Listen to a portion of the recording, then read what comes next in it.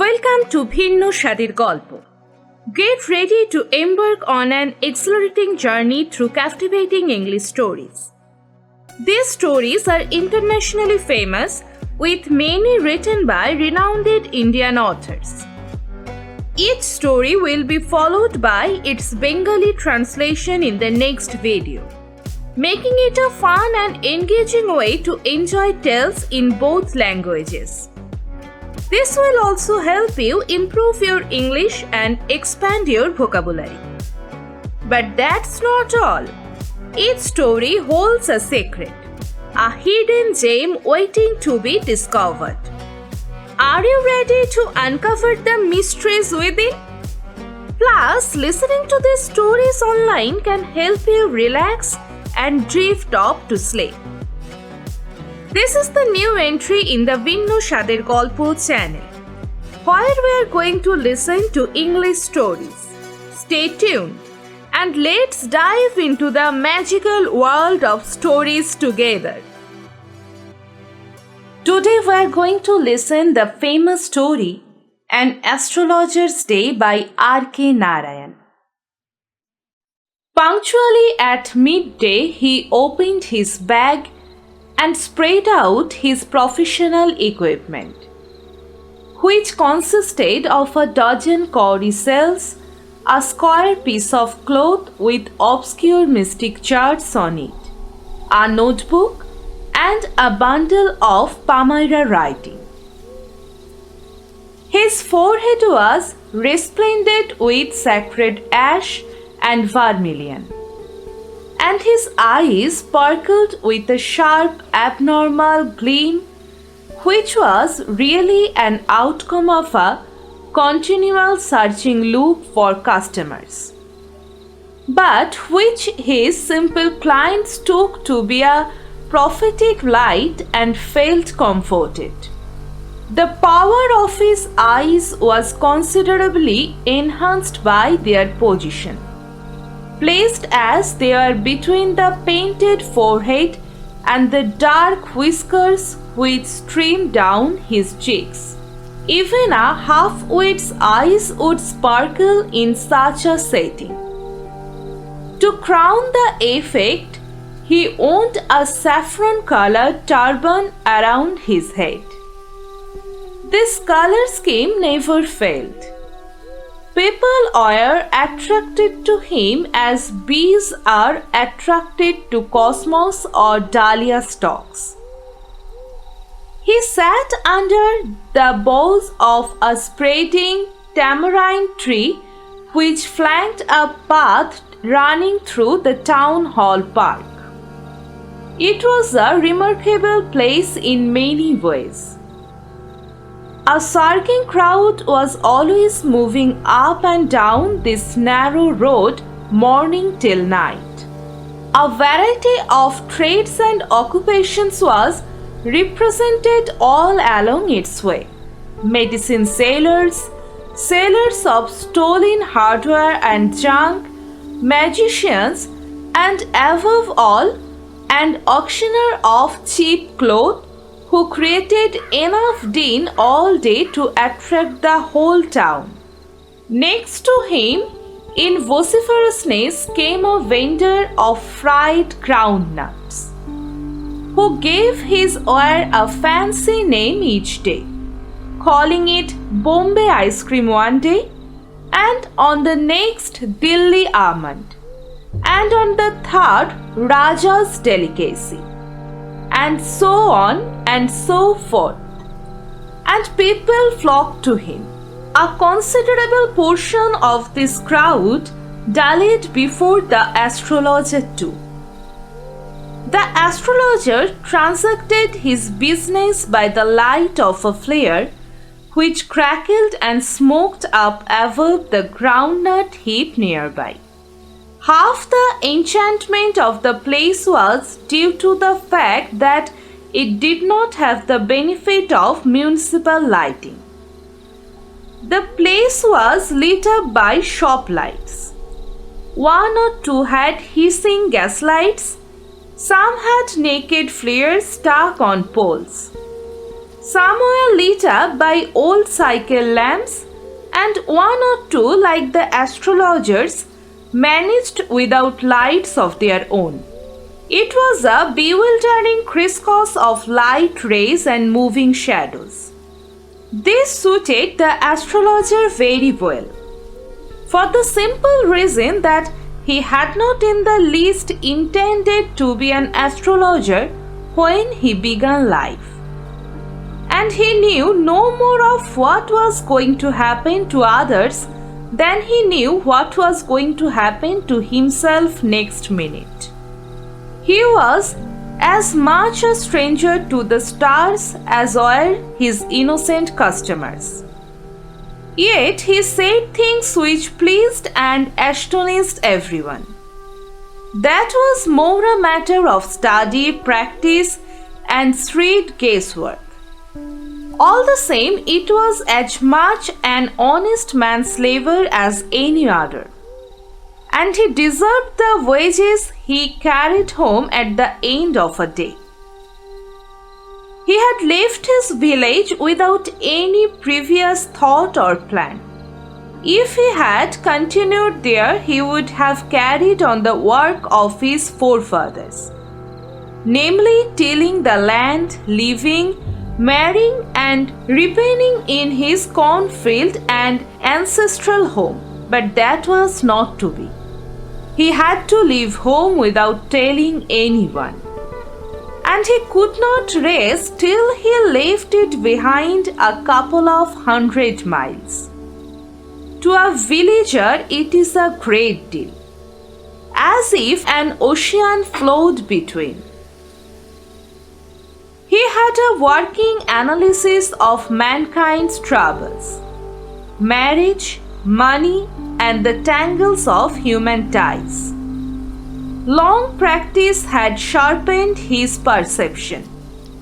Within 5 minutes, he understood what was wrong.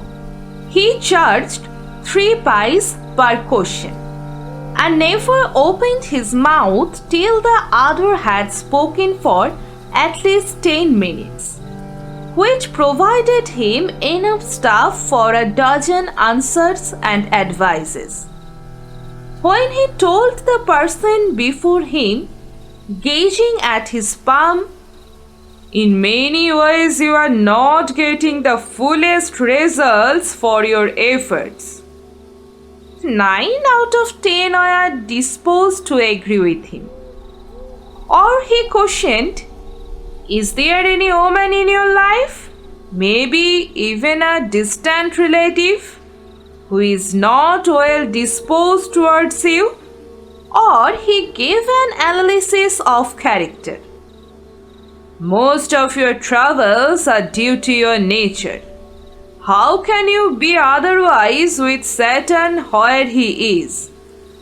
You have an impetuous nature and a rough exterior." This endeared him to their hearts immediately. For even the mildest of us loves to think that he has a forbidding exterior. The nuts vendor blew out his flare and rose to go home. This was a signal for the astrologer to bundle up too, since it left him in darkness except for a little shaft of green light which strayed in from somewhere and touched the ground before him. He picked up his coricells and paraphernalia and was putting them back into his bag when the green shaft of light was blotted out. He looked up and saw a man standing before him. He sensed a possible client and said, "You look so careworn. It will do you good to sit down for a while and chat with me." The other gambled some vague reply. The astrologer pressed his invitation, whereupon the other thrust his palm under his nose, saying, "You call yourself an astrologer?" The astrologer felt challenged and said, tilting the other's palm toward the green shaft of light, "Yours is a nature." "Oh, stop that," the other said. "Tell me something worthwhile." Our friend felt piqued. "I charge only 3 pice per question, and what you get ought to be good enough for your money." At this, the other withdrew his arm, took out an anna and flung it out to him, saying, "I have some questions to ask. If I prove you are bluffing, you must return that anna to me with interest. If you find my answer satisfactory, will you give me 5 rupees? No. Or will you give me 8 annas? All right, provided you give me twice as much if you are wrong," said the stranger. This pact was accepted after a little further argument. The astrologer sent up a prayer to heaven as the other lit a cheroot. The astrologer caught a glimpse of his face by the matchlight. There was a pause as cars hooted on the road.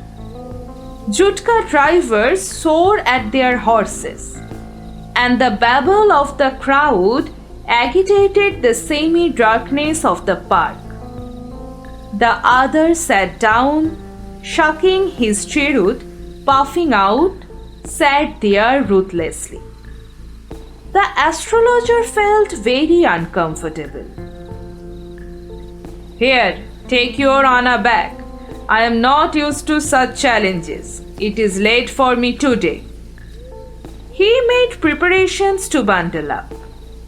The other held his wrist and said, "You can't get out of it now. You dragged me in while I was passing." The astrologer shivered in his grief, and his voice shook and became faint.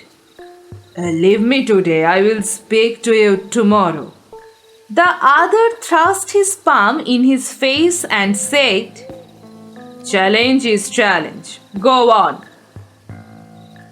The astrologer proceeded with his throat drying up. "There is a woman—" "Stop!"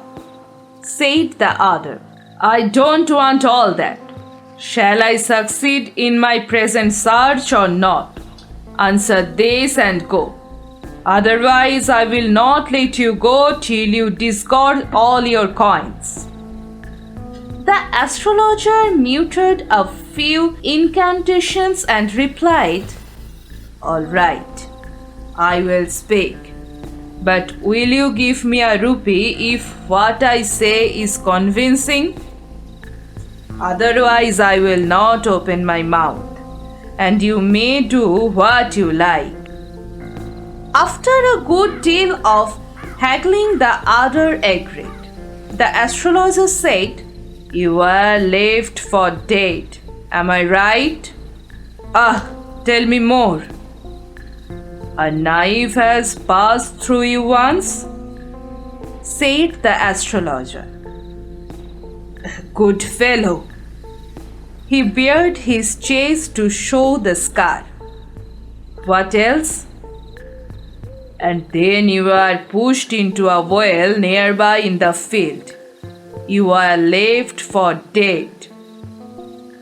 "I should have been dead if some passerby had not chanced to peep into the well," exclaimed the other, overwhelmed by enthusiasm. "When shall I get at him?" he asked, clenching his fist. "In the next world," answered the astrologer. "He died 4 months ago in a far-off town. You will never see any more of him." The other groaned on hearing it. The astrologer proceeded. Guru Nayak, you know my name? The other said, taken aback. As I know all other things. Guru Nayak, listen carefully to what I have to say. Your village is 2 days' journey due north of this town. Take the next train and be gone. I see once again great danger to your life if you go from home. He took out a pinch of sacred ash and held it out to him. Rub it on your forehead and go home. Never travel southward again, and you will live to be 100. Why should I leave home again? The other said reflectively. I was only going away now, and then to look for him and to choke out his life if I meet him. He shook his head regretfully. He has escaped my hands. I hope at least he died as he deserved. Yes, said the astrologer. He was crushed under a lorry. The other looked gratified to hear it. The place was deserted by the time the astrologer picked up his articles and put them into his bag. The green shaft was also gone, leaving the place in darkness and silence. The stranger had gone off into the light, after giving the astrologer a handful of coins. It was nearly midnight when the astrologer reached home. His wife was waiting for him at the door and demanded an explanation. He flung the coins at her and said, "Count them. One man gave all that." 12.5 annas, she said, counting. She was overjoyed. I can buy some jaggery and coconut tomorrow. The child has been asking for sweets for so many days now. I will prepare some nice stuff for her. The swine has cheated me. He promised me a rupee, said the astrologer. She looked up at him. You look worried. What is wrong? Nothing.